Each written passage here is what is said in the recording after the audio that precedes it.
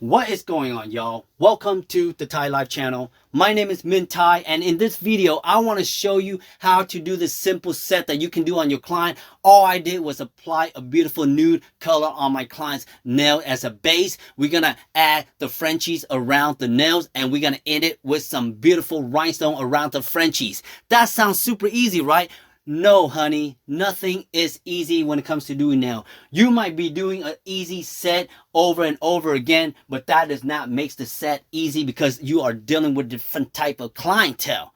Different type of clientele is gonna make the job hard for each nail tech out there. You got clients who like to move, they can't sit still. When they talk, they wiggle their legs, their body moves, they like to touch their phone, they like to go into their purse. All of that makes your job hard, let alone they come in with different type of fingers. They got big, small, finger, thin, crunchy, swollen, not swollen, whatever you want to call it. We seen it all, y'all. Okay, that's what makes the set really hard for certain type of nail techs, regardless if you're doing it over and over. But nothing is impossible though. So the way I start this set was I went in with the clear tip. It's pre-shaped coffin tips. What I love about this tip is like when the clients want coffin, we leave it a little bit longer. You cut them down, it becomes taper square. I'm gonna go in with the size 14 not polished acrylic brush. I am gonna use the not polished acrylic Nude Panther as my base. I love this nude powder, y'all. Let me tell y'all something. This powder right here give you like a little tint of pink, but more like on the nude side. It's not dark and it's not too bright, and that's what I love about it. So now, when it comes to doing the application of this set, as you can see, the length is a little bit longer than a medium size. I call this length to be long because really all we did was we cut down the numbers, y'all. That's all we did. This client right here, she needs to look good because she has a job where she does dancing professionally. And, you know, sometimes people like to make it rain for her. So she might be a ballet dancer. I don't know. You know, I don't care. I just know that she's a dancer. But when it comes to doing application, I like to look at the length and determine how I'm going to pick up the bead. Yes, as a nail technician, you probably hear all this thing talking about 1B method. I'll be honest with you, 1B method works for medium length and short nails. When you start going extendo, you start going long nails, you can't do one bead. So I like to start my bead like how I'm going to do an ombre. I'm going to put it 3/4 of the nails, and I am going to go ahead and drag it down and just cover that part up yet. A lot of nail tech right here, when I do this, especially the Vietnamese Asian nail tech, they say, why am I doing a 1B method? This is going to take a lot of time. It's going to take a lot of work. You're going to slow down and you can't take in another client. But you know what I tell myself? I don't give a damn. The reason is I'm all about making sure that my craft is 100% perfect regardless how long it takes me. Yeah. Back in the day, yeah, it was like a 1B method kind of thing. Like you ain't a nail tech if you don't do 1B. Bruh, this is 2023. Nail is an art. Everybody has a different type of art, and you cannot force a person to do the same thing as you, even though you feel like that is the right method. No. I might do like 3 bead on this long nail, but you know what? I can guarantee you one thing. This nail is going to last. It's going to have an apex, okay? And you know what? Why rush? This whole set right here, okay? This whole set, including the Frenchies, the rhinestone, took me like a good 2 hours, y'all, okay? Now, I can guarantee you one thing. If I tell the old school Vietnamese nail tech that this took me 2 hours, they're going to be like, oh my God, how do you even make money? That's like, I could have done like 4 clients, okay? Let me tell y'all something. You see this set right here? I charged this client right here around $150 for this set, okay? And y'all probably be like, wait, I thought this was like a simple set. How come it's $150?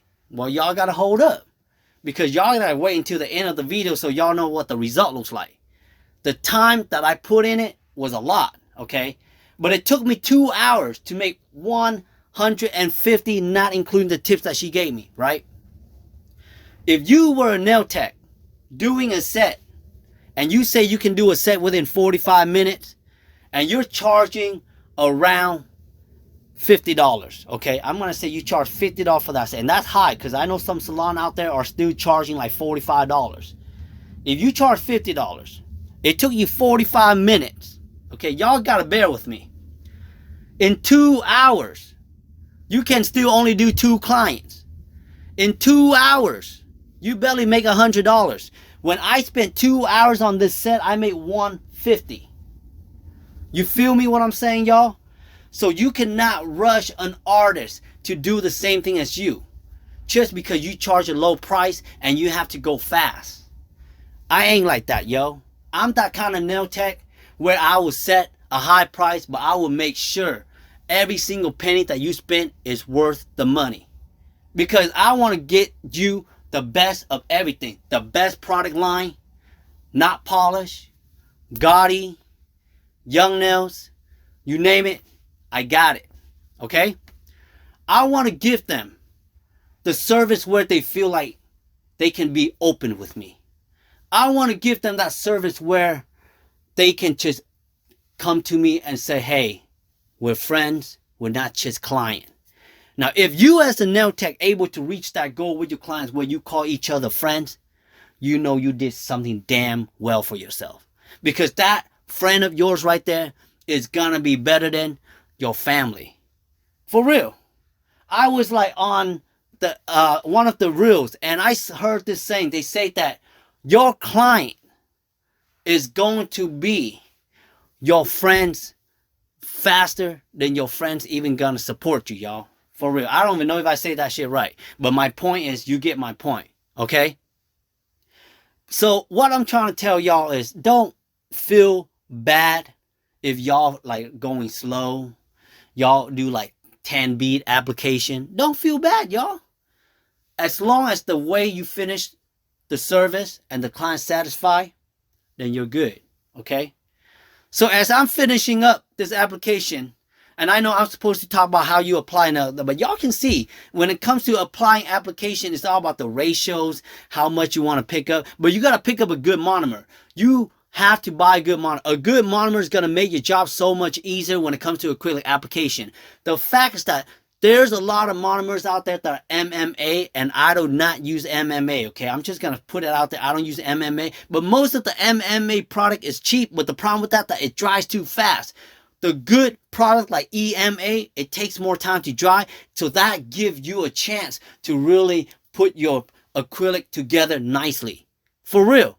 Okay, people don't understand the difference between that two products, because a lot of times everybody's just like telling me that works at the nail salon, they're like, oh yeah, my acrylic dries really fast. It's hard for me to do a certain type of design.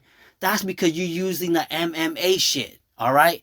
If you use that EMA stuff, it takes longer for it to dry. Trust me. So you got to go that route, and it's healthier for the client, because I'm all about the health of the clients, y'all. Okay. When it comes to doing nails, I want to make sure that my main focus is the client's natural nail. Yeah.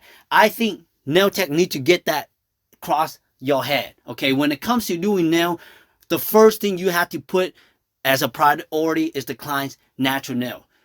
That's why when I hear people talking about they popping up their nails every single month to get a new set, Lord, the only thing I can imagine is 5-10 years down the road, they got some paper thin nail and it is swollen. Because there's no way you can have something that is stick onto your nail so strong to the fact that you're going to take it off monthly and to put it back on again. That plays a lot of damage. And that is where nail tech, I recommend you doing backfills, okay? Backfill is the intention is to really help the client grow their natural nail out.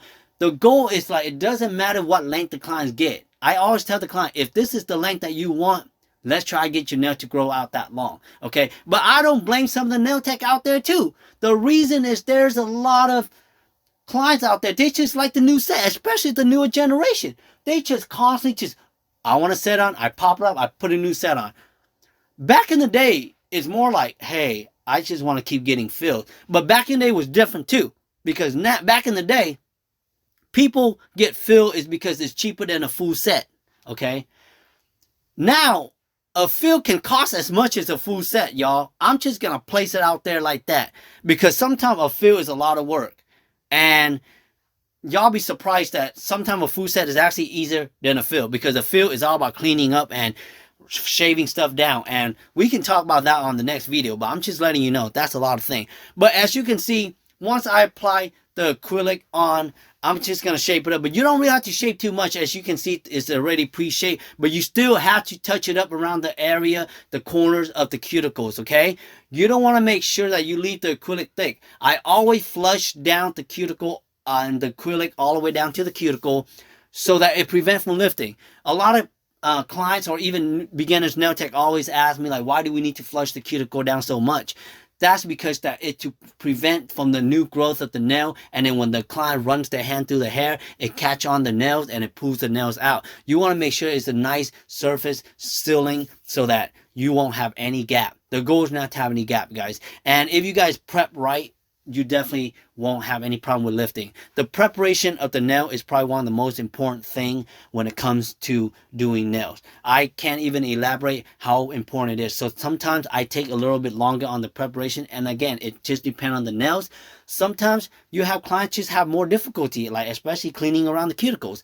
But I am excited at this moment right here. I hope you guys are enjoying this video right now, as I am elaborating, sharing my experience and my thought process, how the industry should be. If you agree with me on what I've been saying so far, give me a thumbs up. Leave it in the comment how you feel about the industry and what change should make. And let me know, like, how you feel about dealing with different type of clients too, you know, because we face all of that every day. That's why when I make videos, I want to make sure that I share with you the experience that I observe every single day in a salon for the last 15 years. And sometimes I just want to let you guys know that when I make videos, or things are not what to do, okay? Not things that you should copy and do, because it's reverse psychology kind of education.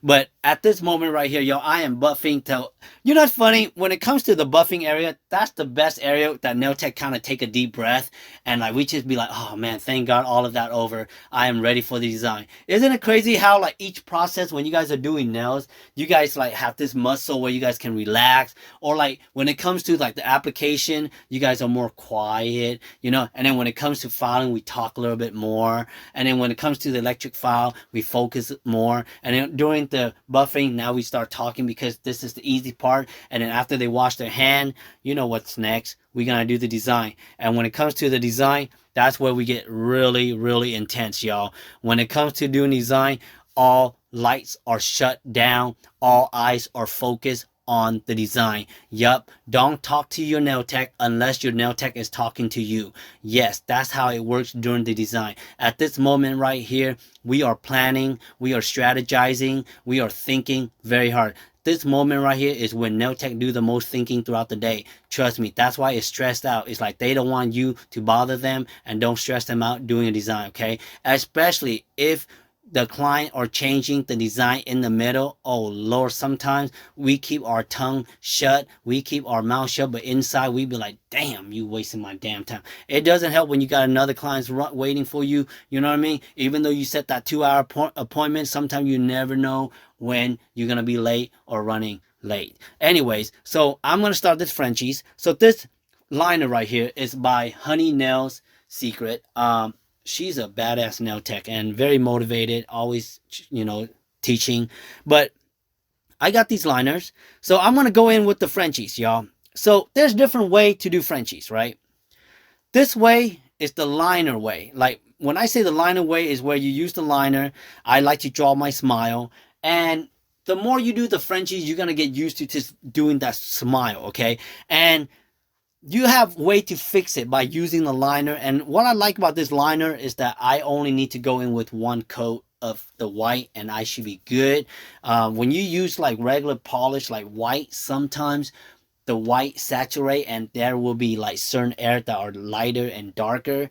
You don't like that, right? I don't like that. So the liner, what really helps is that it's a one coat liner, and the moment you brush it on, it stays on and it's really nice and white. That's the easy part, right? But let me tell you something about Frenchies, y'all.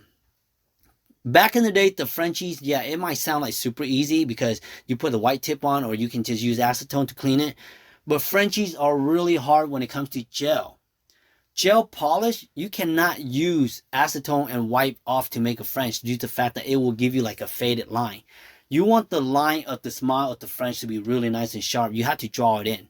That's the only way to do it. And that is why Frenchies can be charged $15 and up. I'm not kidding, y'all, okay? And the clients might disagree with me. The clients might be like, oh, that's too expensive. It used to be $5. Well, I'm sorry, ma'am. This is called inflation, and you have to deal with it because things are getting more expensive, and we are not cutting our costs just to make sure that you're getting the same price that you had in year 2000. You know what I'm saying? Like, it ain't like that no more, honey. But anyways, what I'm trying to let y'all know is that Frenchies are money right now, okay? It's where you're going to make money. It ain't going to be $5 no more. And it's easy. It's really easy. The hard part is you got to get it even. And that's the hard part. Yeah, doing Frenchies on one finger, super easy. Try and get that on 5 fingers perfectly. Man, sometimes you have to hold your breath. Sometimes you can't even toot. Yeah, you can't even toot it. Like, if you have gas problem, like during the perp design, it's tough, bro. It's tough. Trust me, I know. We all been there. We as nail tech have been there where our stomach is aching. Come on, let's not be lying here. We are not lying on this channel ever, okay? You know there are times where you are sitting there and you are cramping up. You are holding in. You got a bladder problem. There's all kind of middle part problems that we deal with as a nail tech. And sometimes in the middle of the service, we can't even do shit.